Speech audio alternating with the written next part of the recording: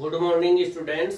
आज हम आपको जो अपना पॉइंट टेंस चल रहा था उस टेंस के बारे में हम अगला टेंस लेते हैं। आज हम प्रेजेंट कंटिन्यूअस टेंस।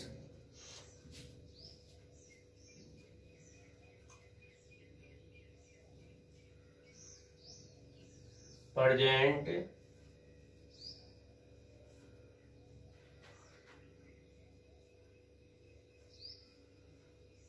कंटिन्यूअस। इस टेंस को प्रोग्रेसिव भी बोलते हैं, PROGRASSIVE,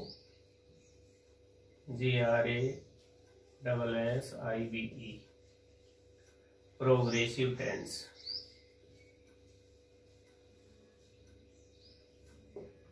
तो आज हम इस टेंस का अध्ययन करने जा रहे हैं, प्रेजेंट कंटिन्यूअस टेंस। अब सबसे पहले हम जिस टेंस का अध्ययन कर रहे हैं तो उस टेंस की पहचान होना हमारे लिए बहुत जरूरी है। तो सबसे पहले मैं इस टेंस की आपको पहचान बताता हूं। रिकॉग्नाइजेशन, पहचान।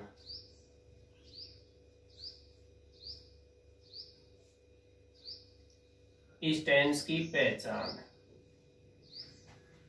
हिंदी वाक्यों के अंत में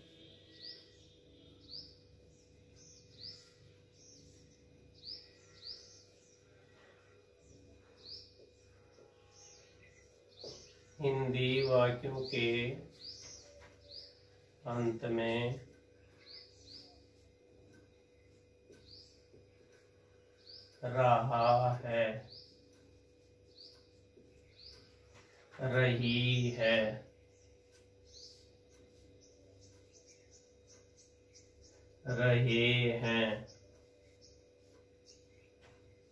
रहे हैं,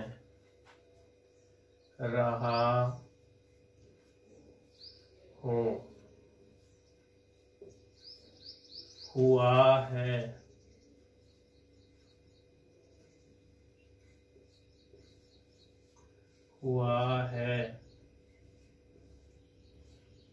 हुए हैं आदि शब्द आते हैं, आदि शब्द आते हैं, आदि शब्द आते हैं। तो ये प्रेजेंट कंटिन्यूअस यानी प्रोग्रेसिव टेंस की है जो पहचान है कि हिंदी वाक्यों के अंत में रहा है, रही है, रहे हैं, रहा हूं, हुआ है, हुए हैं आदि शब्द आते हैं। ये इस टेंस की पहचान हो गई। अब इसके साथ कुछ रूल्स हैं जो मैं आपको यहाँ बता देता हूं। रूल फर्स्ट,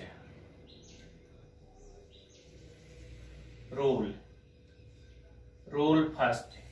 अब इस टेंस के अंदर हमारे को किन किन बातों का ध्यान रखना चाहिए। हम सेंटेंस निर्माण बाद में करेंगे, लेकिन उससे पहले हमारे को इसके बारे में बेसिक जानकारी होना जरूरी है कि इस टेंस की पहचान क्या होती है, इस टेंस में कौन सी हेल्पिंग वर्ब का प्रयोग होता है, वर्ब का कौन सा रूप हम इसमें काम में लेते हैं और किस तरीके से सेंटेंस निर्माण हम रखते हैं। तो इसके बारे में कुछ जानकारी, साधारण जो जानकारी है वो मैं आपको पहले दे देता हूं।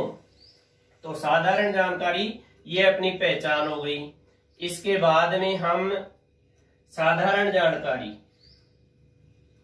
इस टेंस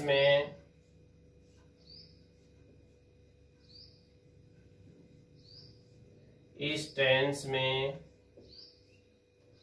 हेल्पिंग वर्ब, सहायक क्रिया,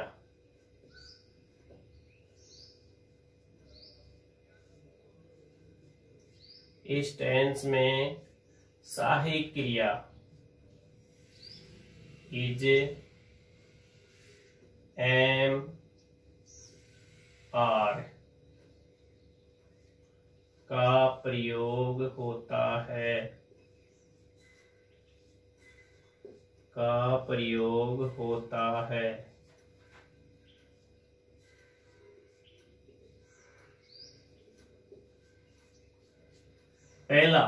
पहली ध्यान देने योग्य बात है कि इस टेंस में helping verb is am are का प्रयोग होता है।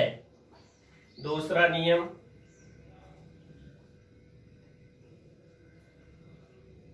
इस टेंस में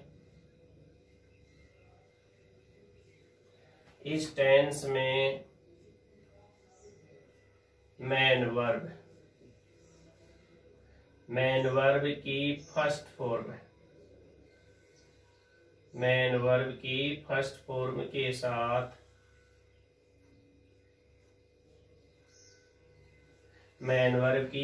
फॉर्म के साथ ING का प्रयोग होता है। ING का प्रयोग होता है। दो चीज मैंने आपको बताई। सबसे पहले हम पहचान कि हिंदी वाक्यों के अंत में रहा है, रही है, रहे हैं, रहा हूं, हुआ है, हुए हैं आदि शब्द आते हैं। अब इसके लिए रूल्स है कि इस टेंस में हेल्पिंग वर्ब, सहायक क्रिया जिसको हम बोलते हैं, इज एम आर का प्रयोग करते हैं। इसी के साथ फिर दूसरा जो इसका नियम है, इस टेंस में मेन वर्ब की फर्स्ट फॉर्म के साथ ING का प्रयोग करते हैं। ये साधारण जानकारी है जो हमारे सामने हो गई। अब इसमें कुछ नोट्स हैं जो मैं आपको बताता हूं, जो ध्यान देने योग्य बात है। Node first. अब हम इसके बारे में लेंगे कि इस टेंस में जो सहायक क्रिया हम पढ़ रहे हैं, इज एम आर। अब इज एम आर का प्रयोग कहां होता है? तो नंबर 1 पर यहां पर नोट डाल देते हैं, यदि सिंगुलर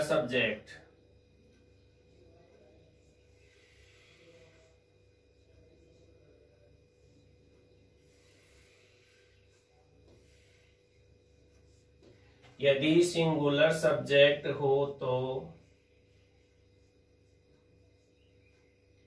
इज का प्रयोग होता है। इज का प्रयोग होता है। पहला, इज का प्रयोग कहां पर होता है? तो इसके लिए मैं बता दूं कि यदि सब्जेक्ट एक वचन हो, एक वचन करता हो, तो हम किसका प्रयोग करते हैं? इज का प्रयोग करते हैं। इसके साथ एम। दूसरा, आई सब्जेक्ट होने पर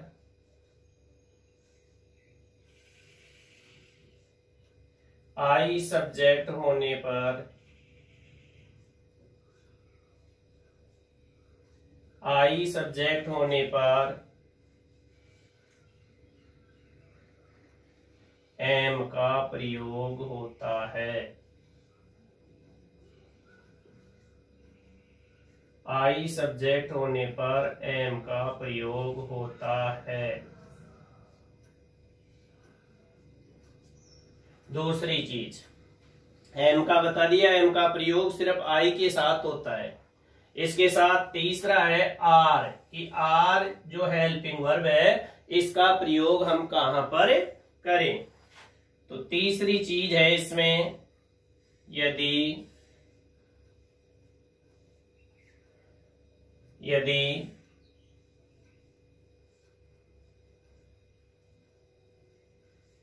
प्लूरल सब्जेक्ट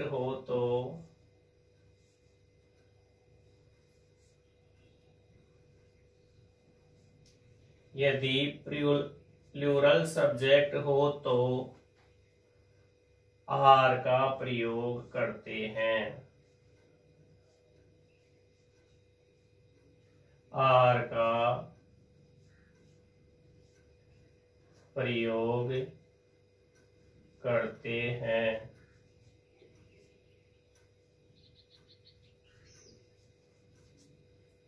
ये तीन चीज हैं जो नोट के रूप में आपको दर्शा दी गई।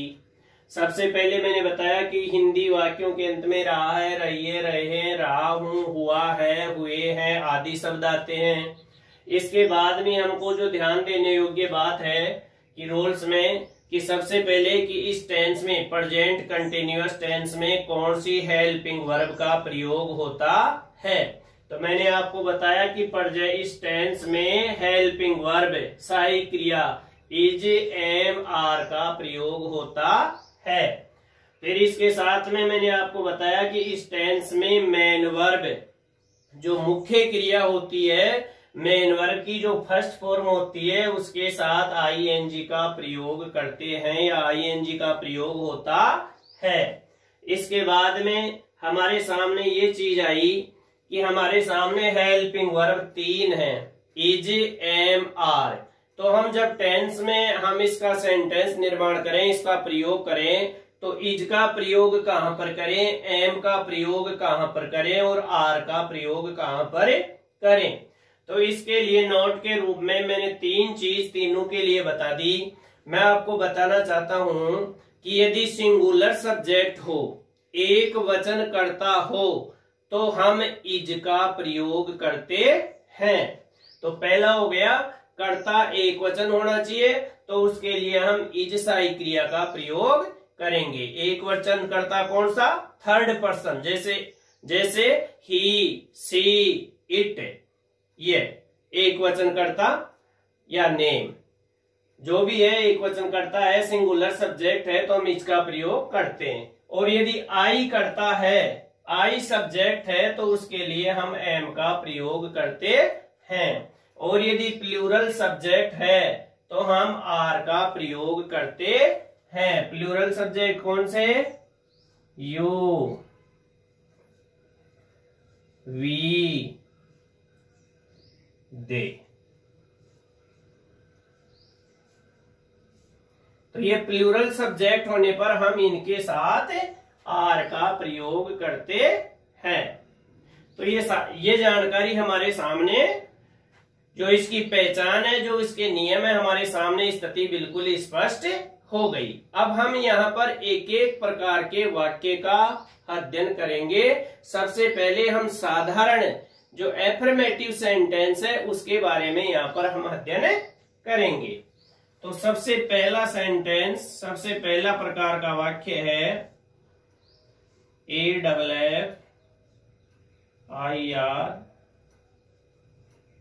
AFFIRMATIVE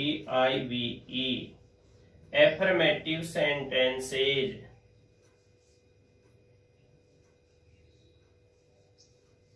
एफर्मेटिव सेंटेंसेज SENTENCES यानी साधारण वाक्य।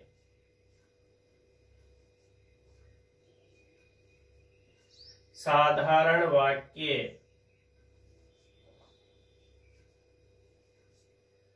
साधारण वाक्य, इसके बारे में अब हम अध्ययन करेंगे कि साधारण वाक्य क्या होता है और इसका जो शब्द का निर्माण करते हैं, जो सेंटेंस निर्माण करते हैं, उसका सेंटेंस निर्माण कैसे होता है। तो इसके लिए सबसे पहले मैं आपको फॉर्मूला देता हूं।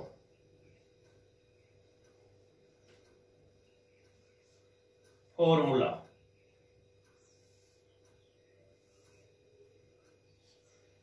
सबसे पहले यदि वाक्य साधारण है तो वही प्रक्रिया जो पूर्व की है हमारे सामने, subject plus helping verb plus main verb, main verb की first form plus main verb के साथ ING,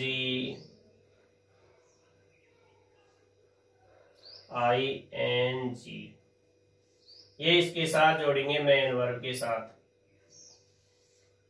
यानी मेन वर्ब मुख्य क्रिया की फर्स्ट फॉर्म होती है, इस मेन वर्ब के साथ हम ING का प्रयोग करते हैं। तो subject plus helping verb plus main verb plus object plus other word,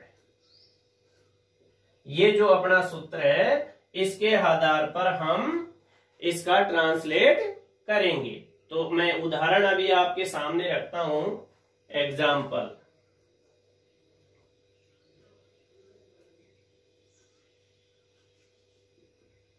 example number 1, वह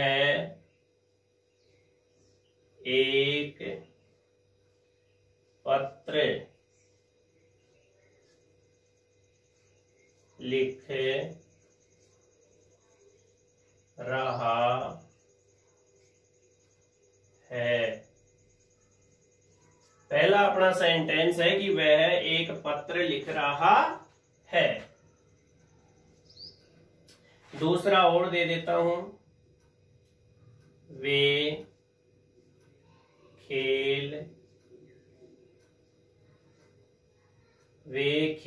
खेल रहे हैं।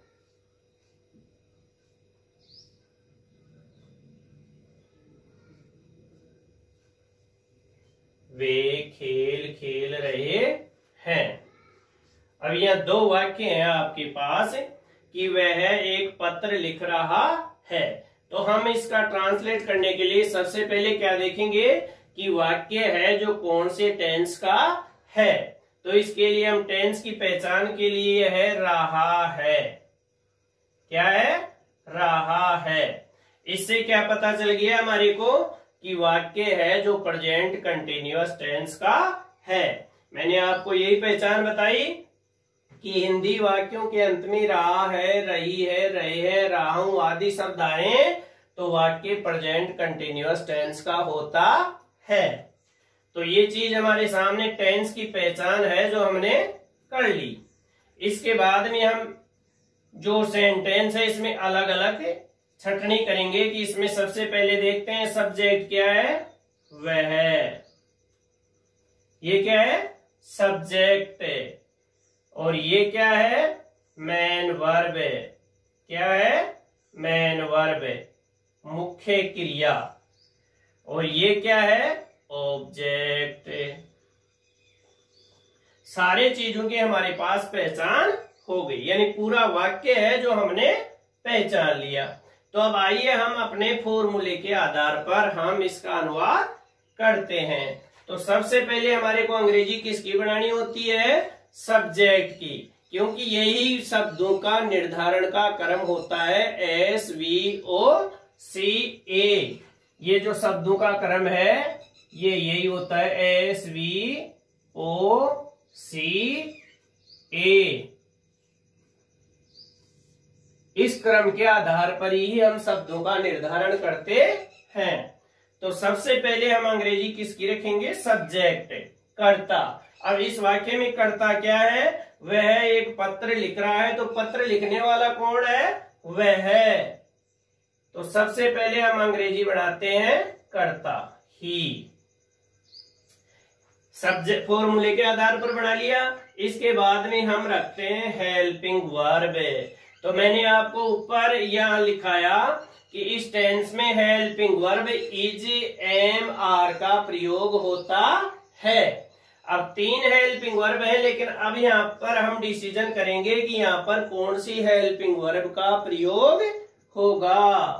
तो मैंने आपको लिखाया था कि यदि एक वचन करता हो, सिंगुलर सब्जेक्ट हो, तो हम इज, एम, इज का प्रयोग करते हैं। और यदि प्लूरल सब्जेक्ट हो तो आर का प्रयोग करते हैं। और यदि आई सब्जेक्ट हो तो एम का प्रयोग करते हैं।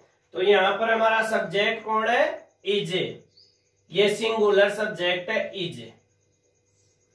तो सिंगुलर सब्जेक्ट होने के लिए हम कौन सी सहायक क्रिया रखेंगे? Is, he is. फॉर्मूले के आधार पर हमारा सब्जेक्ट हो गया, हेल्पिंग वर्ब हो गई। और अब आ जाओ मेन वर्ब, मुख्य क्रिया। अब मुख्य क्रिया क्या है इस वाक्य में? लिखना, WRITE।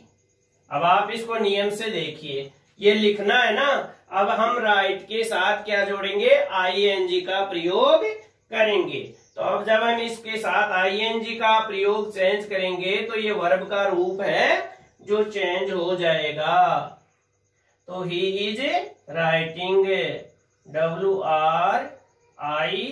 WRITTING, ये राइटिंग हो गई। ये क्या हो गई? Main verb. He is writing, WRITTING, he is writing. अब क्या बचा इसके अंदर? क्या लिख रहा है? एक पत्र। तो he is writing a letter, LETTER, ये लेटर। तो इस तरीके से subject, helping verb, main verb और हमारा ऑब्जेक्ट हो गया। तो इस तरीके से हमने फॉर्मूले के आधार पर है जो हमारा वाक्य रख दिया। अब दूसरा सेंटेंस देखिए। दूसरे सेंटेंस में वही चीजें रहे हैं। वाक्य के अंत में क्या है? रहे हैं। तो इसका मतलब वाक्य कौन से टेंस का है? प्रेजेंट कंटिन्यूअस टेंस का है। तो वाक्य की टेंस की पहचान हो गई। टेंस की पहचान होने के बाद में वाक्य किस प्रकार का है? वाक्य साधारण वाक्य है, एफर्मेटिव सेंटेंस है। तो जब हमारे को सारी चीजों की बात हो गई, पता हो गया, तो हम इसमें शब्दों का निर्धारण के लिए इनकी पहचान करते हैं। सबसे पहले सब्जेक्ट। सब्जेक्ट क्या है? वे। सब्जेक्ट क्या है? वे। फिर मेन वर्ब। मेन वर्ब क्या है? खेलना। ये हमारी मेन वर्ब हो गई, खेलना। इसके बाद में ऑब्जेक्ट क्या है? खेल। ये ऑब्जेक्ट हो गया। जब सारी चीजों का हमारे को पता चल गया तो हम फॉर्मूले के आधार पर इसका ट्रांसलेट करते हैं। अब इस वाक्य में सबसे पहले किसकी अंग्रेजी बढ़ाएंगे? सब्जेक्ट, कर्ता। तो इस वाक्य में कर्ता क्या है? वे।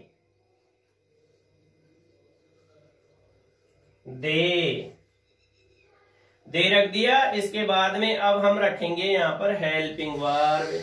इस वाक्य में कौन सी हेल्पिंग वर्ब रखेंगे? यहाँ पर 3 मैंने आपको बताई, इज, एम, आर। तो मैंने आपको बताया था कि यदि सिंगुलर सब्जेक्ट हो तो इज, प्लूरल सब्जेक्ट हो तो आर, और यदि आई सब्जेक्ट हो तो हम एम का प्रयोग करते हैं। तो जो ये दे शब्द है ये क्या है? प्लूरल सब्जेक्ट है। तो दे के साथ कौन सी सही क्रिया आएगी? आर। हेल्पिंग वर्ब रख दिया। इसके बाद में लेते हैं मेन वर्ब। मेन वर्ब क्या है? खेलना। खेलने मीन्स प्ले। अब प्ले के साथ क्या जोड़ेंगे? आईएनजी। तो they are playing. They are playing, वे खेल रहे हैं। अब क्या बचा? क्या खेल रहे हैं? खेल, गेम, GAME। वे खेल खेल रहे हैं। दे आर प्लेइंग गेम, वे खेल खेल रहे हैं। इस तरीके से हमने साधारण वाक्य का यहाँ पर ट्रांसलेट किया। अब इसके बाद में हम दूसरे प्रकार का वाक्य है वो लेते हैं, नेगेटिव सेंटेंसेज।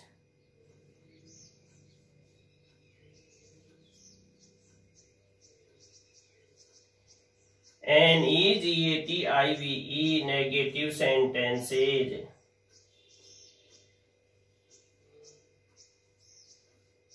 नकारात्मक वाक्य।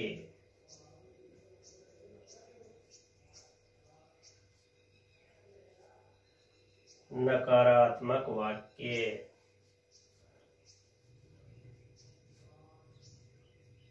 तो अब हम नकारात्मक वाक्य का अध्ययन करेंगे।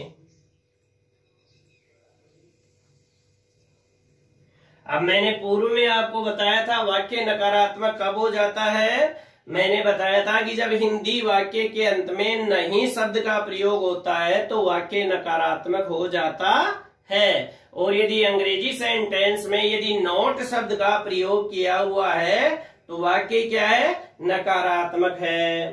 तो इसके लिए सबसे पहले हम इसका क्या बढ़ाएंगे? फॉर्मूला। सबसे पहले क्या रखेंगे? फॉर्मूला।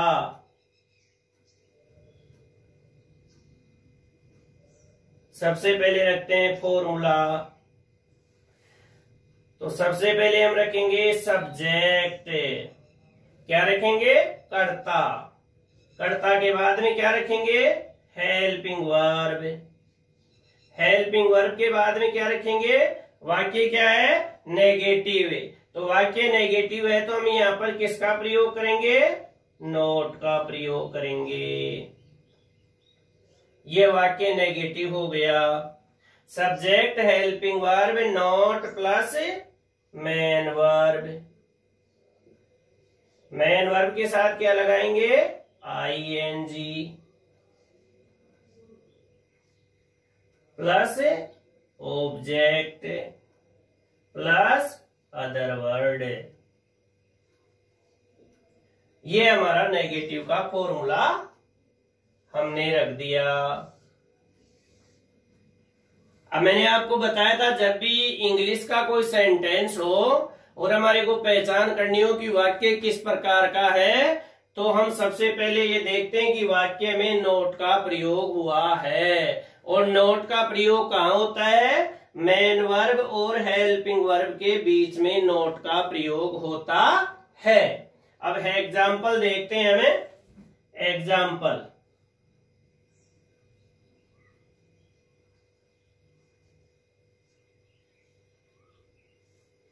एग्जाम्पल देखते हैं। वह पुस्तक, वह पुस्तक पढ़ रही है। वह पुस्तक पढ़ रही है, ये तो साधारण वाक्य हो गया। अब इसका हम नेगेटिव वाक्य बनाएंगे। तो नकारात्मक वाक्य देखना है, तो वह पुस्तक नहीं पढ़ रही है। नहीं पढ़ रही है, वह पुस्तक नहीं पढ़ रही है। First sentence. दूसरा सेंटेंस भी आपको मैं यह देता हूं। मैं खाना नहीं खा रहा हूं। तो इसमें वाक्य नेगेटिव है, इसलिए ये दोनों वाक्यों में हमने नॉट का प्रयोग कर दिया, नहीं का प्रयोग कर दिया। अब जो दो वाक्य हैं तो सबसे पहले क्या पहचान करेंगे कि वाक्य कौन से टेंस का है। तो टेंस की पहचान करने के लिए तो हमारे पास ये पहचान हो गई, रही है। ये रही है क्या सिद्ध करती है कि वाक्य है जो प्रेजेंट कंटिन्यूअस टेंस का है। इसके बाद में नॉट शब्द आ गया, ये क्या सिद्ध करता है कि वाक्य किस प्रकार का है, वाक्य नकारात्मक है। तो वाक्य नकारात्मक है, तो अब बाकी चीज अपने उसी आधार पर आ जाइए जो अपना फॉर्मूला है। इस वाक्य में सब्जेक्ट क्या है, वह। सब्जेक्ट क्या है, वह। फिर इस वाक्य में मेन वर्ब क्या है, पढ़ना। ये क्या है, मेन वर्ब है। इसके बाद में पुस्तक, क्या पढ़ रहा है, पुस्तक पढ़ रहा है। ऑब्जेक्ट, ये नहीं शब्द, ये पूरा वाक्य आपका क्लियर हो गया। तो अब हम इसमें अपने फॉर्मूले के आधार पर सबसे पहले किसकी अंग्रेजी बनाएंगे, सब्जेक्ट। सब्जेक्ट क्या है, वह। अब वाक्य स्त्रीलिंग है या पुल्लिंग, स्त्रीलिंग। रही है, तो रही है के लिए कौन सा सब्जेक्ट आएगा, सी। कौन सा सब्जेक्ट आएगा, सी। इसके बाद में हेल्पिंग वर्ब, कौन सी हेल्पिंग वर्ब रखेंगे हम यहाँ पर, हम यहाँ पर ये सिंगुलर सब्जेक्ट है, एक वचन करता है, तो एक वचन कर्ता के साथ कौन सी सहायक क्रिया आएगी, इज। Is, C is. इसके बाद में क्या रखेंगे, नॉट। नॉट। इसके बाद में क्या रखेंगे, मेन वर्ब। मेन वर्ब क्या है इसमें, पढ़ना। रीड। रीड के साथ क्या जोड़ेंगे? ING। रीडिंग क्या पढ़ रही है? Book. She is not reading the book.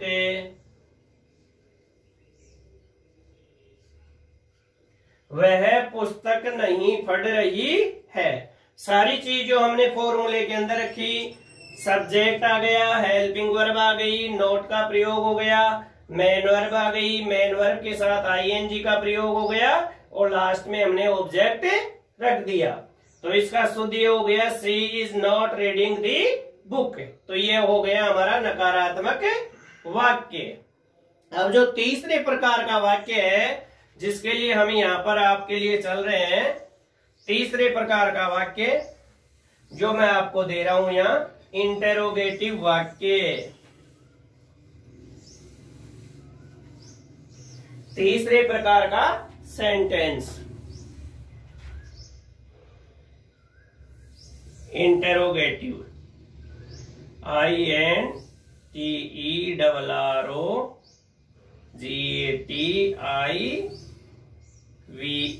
Interrogative sentences.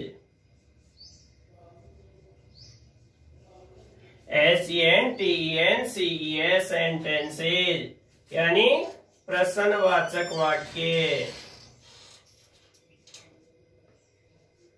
प्रश्नवाचक वाक्य।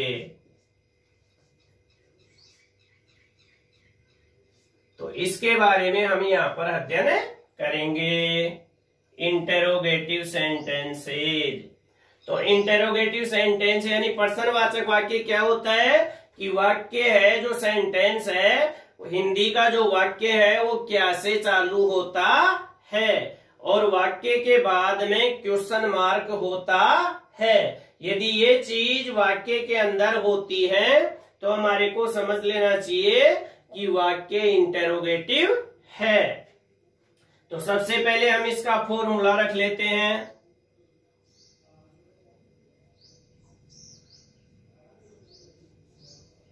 फॉर्मूला, अब वाक्य प्रश्नवाचक है ना, तो यदि वाक्य क्या से चालू होता है तो हम ऐसे वाक्यों को किससे बनाएंगे? EGMR से चालू करेंगे। यदि वाक्य क्या से चालू है और आखिरी में यदि क्वेश्चन मार्क है तो उन वाक्यों को कहां से चालू करेंगे? हेल्पिंग वर्ब से चालू करेंगे। तो सबसे पहले क्या रखेंगे? हेल्पिंग वर्ब, सहायक क्रिया। हेल्पिंग वर्ब क्या रखेंगे?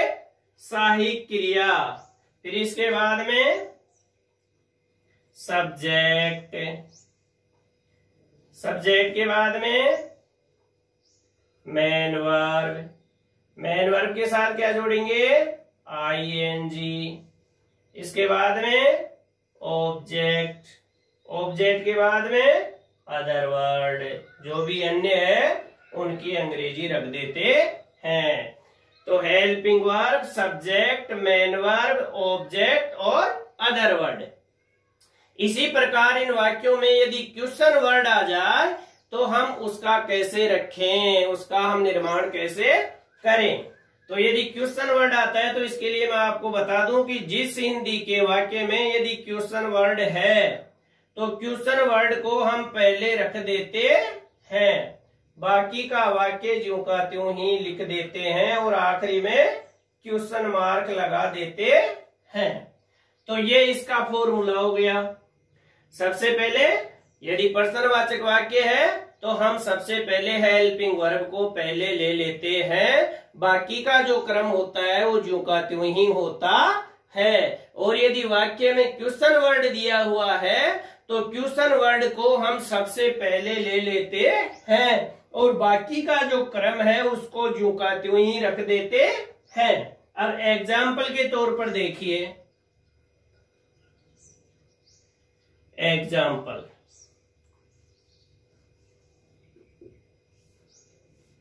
यहां एक सेंटेंस लिखता हूं मैं, क्या शेर पेड़ के नीचे, क्या शेर पेड़ के नीचे सो रहा है।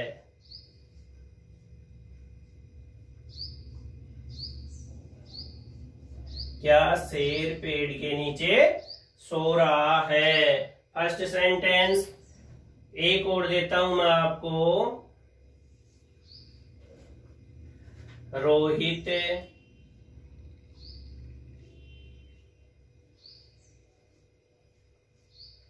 रोहित कहाँ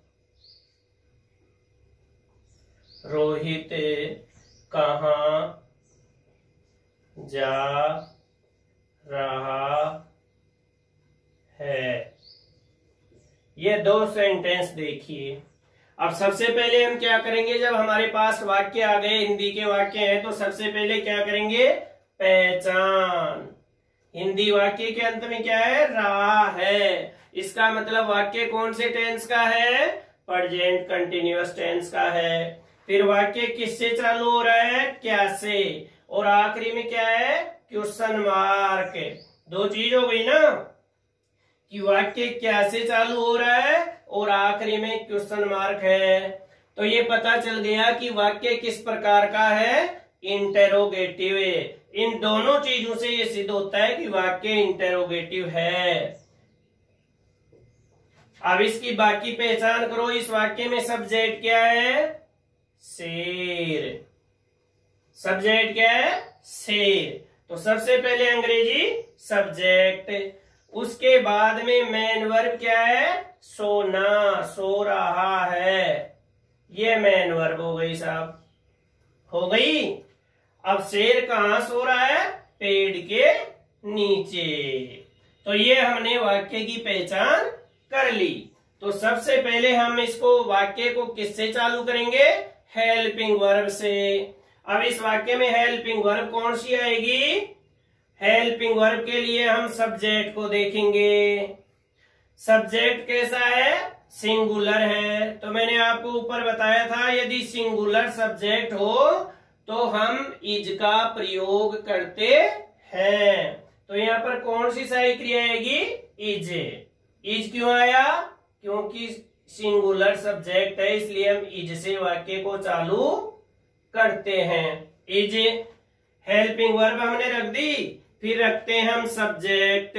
सब्जेक्ट क्या है इसमें, शेर। इज दी लाइन, ये सब्जेक्ट हो गया, ये हेल्पिंग वर्ब हो गई। इसके बाद में मेन वर्ब। मेन वर्ब क्या है, सोना। सोना में स्लीप, SLEEP। अब स्लीप के साथ क्या करना है, ING का प्रयोग करना है, स्लीपिंग। ये क्या हो गई, main verb. Helping verb, subject, main verb. Object इस वाक्य में है नहीं। अदर वर्ब क्या बचा, पेड़ के नीचे। तो मैंने बताया था जो भी शेष वाक्य बचते हैं उनकी हम उल्टी तरह से इंग्लिश बनाते हैं। जैसे पेड़ के नीचे, तो नीचे के पेड़, यानी अंडर दी ट्री।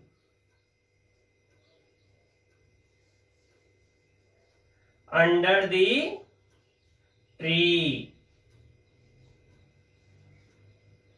ये क्वेश्चन मार्क हो गया। इज से चालू हो रहा है, आखिरी में क्वेश्चन मार्क है। Helping verb, subject, main verb, बाकी other word under the tree. तो क्या शेर पेड़ के नीचे सो रहा है, क्या शेर पेड़ के नीचे सो रहा है, ये फर्स्ट सेंटेंस हो गया। इसके बाद में दूसरा सेंटेंस आइए। सबसे पहले हम वाक्य की पहचान करते हैं, रहा है। रहा है, तो वाक्य किस प्रकार का है, कौन से टेंस का है, प्रेजेंट कंटिन्यूअस का। इस बात से ये सिद्ध हो गया। इसके बाद में आ जाओ, वाक्य किस प्रकार का है, ये है, इसके अंदर क्वेश्चन वर्ड लगा हुआ। क्या है, क्वेश्चन वर्ड। तो वाक्य में क्वेश्चन वर्ड भी है और क्वेश्चन मार्क भी है, दोनों ही चीज है। तो ये सिद्ध करते हैं कि वाक्य किस प्रकार का है, कि वाक्य जो है इंटेरोगेटिव सेंटेंस है। अब वाक्य में सब्जेक्ट क्या है? रोहित, ये हो गया इसका सब्जेक्ट, और ये जाना जा रहा है, ये हो गई इसकी मेन वर्ब। सब चीजों का आपको पता चल गया। रोहित कहाँ जा रहा है, तो क्वेश्चन वर्ड भी है और क्वेश्चन मार्क भी है, तो दोनों चीजें, इसका मतलब वाक्य इंटेरोगेटिव है। एक एक शब्द का आपके सामने रख दिया, subject, question word, main verb, वाक्य की पहचान हो गई, टेंस की पहचान हो गई। तो अब अपने सब्जेक्ट इस फॉर्मूले के आधार पर आ जाइए। फॉर्मूला क्या है अपना? सबसे पहले क्या रखते हैं? Helping verb. तो मैंने आपको बताया कि यदि किसी वाक्य में क्वेश्चन वर्ड दिया हुआ होता है तो हम क्वेश्चन वर्ड को पहले रख लेते हैं। अब इस वाक्य में क्वेश्चन वर्ड क्या है? कहां। कहां मीन्स वेयर। ये क्वेश्चन वर्ड आ गया। बाकी मैंने आपको बताया था कि क्वेश्चन वर्ड को पहली रखने के बाद में बाकी सेंटेंस ज्यों का त्यों रहता है।